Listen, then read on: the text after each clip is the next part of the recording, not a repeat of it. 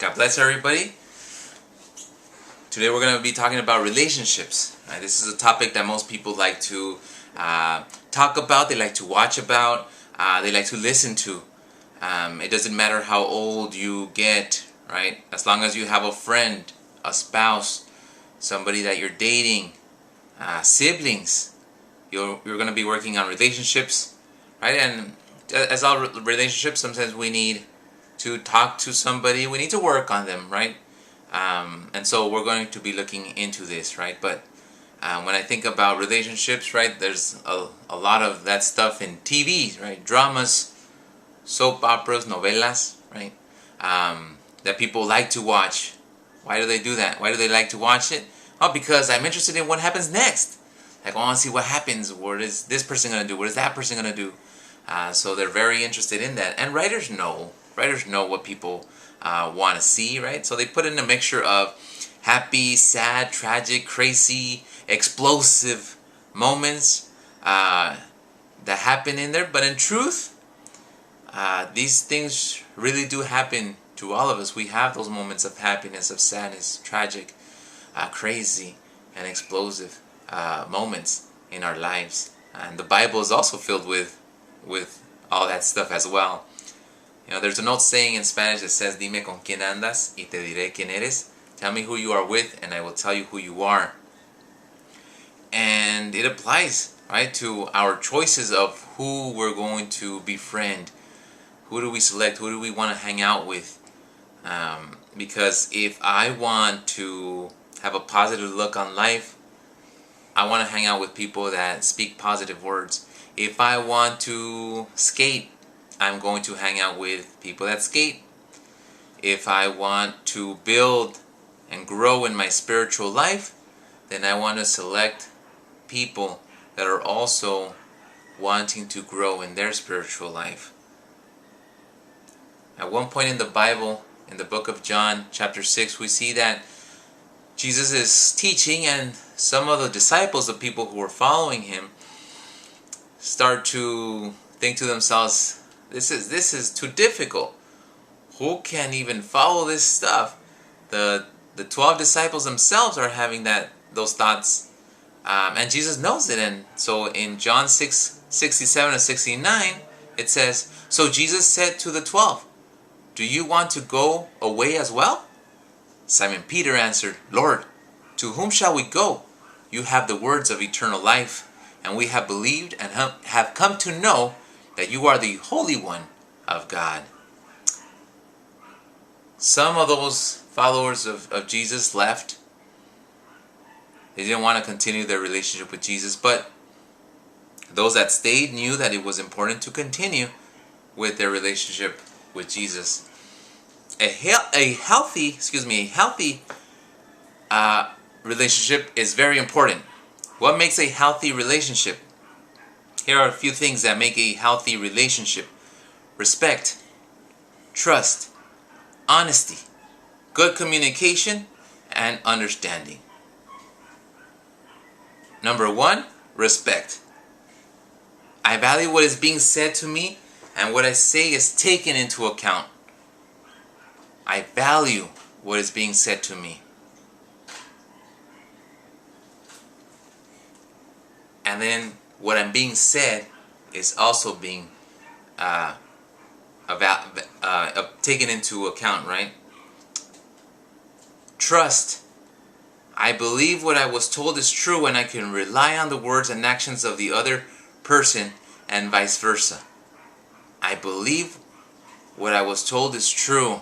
I believe that the actions the person is doing is right. Honesty. Number 3, honesty. I speak the truth, not part of the truth, but the whole truth. And the other person does the same. Why? Because if I don't tell the whole truth, then maybe later on they find out that something was wrong. Why didn't I say the whole truth? Right? And so we get into sticky situations like that. So being honest, completely honest. Good communication is number 4. It is only when we speak that we can fully comprehend what the other person wants or needs. This is done with positive words. So I communicate what I say. Sometimes it's difficult because what you say, even though it might be positive, the other person might not be ready to listen to it. They don't want to accept it. But you still have to communicate your thoughts in a positive way. And number 5, understanding. We need to understand how the person feels. I need to understand how they feel. They have to understand how I feel to have this healthy relationship. There could be many other things, right? But I'm only going to address these 5, right? So, if these 5 things apply in our relationships with our friends, with our family, with our spouse, with our kids, with our siblings, with that person we're dating, if this applies to them, then we also need to apply it in our relationship with God. We need to work on these things. So I'm gonna pose a couple of questions, and I want you to kind of internalize them, right? As if it was, right, you asking these questions. So we first talked about respect. Well, God respects or values me. So do I respect? Do I value who He is? Do you value who He is?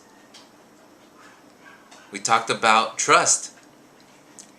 God gives me the free will to make good choices with what He is trusting me with, such as skills, talents, gifts for His kingdom. So, am I trusting that He has everything under control in my life?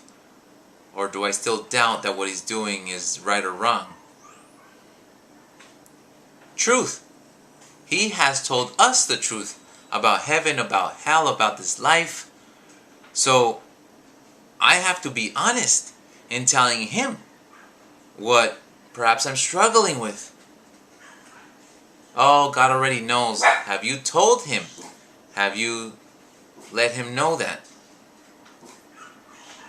Good communication. He's communicated to me what I need to know to have a blessed life, to have eternal life, and is interested in listening to me.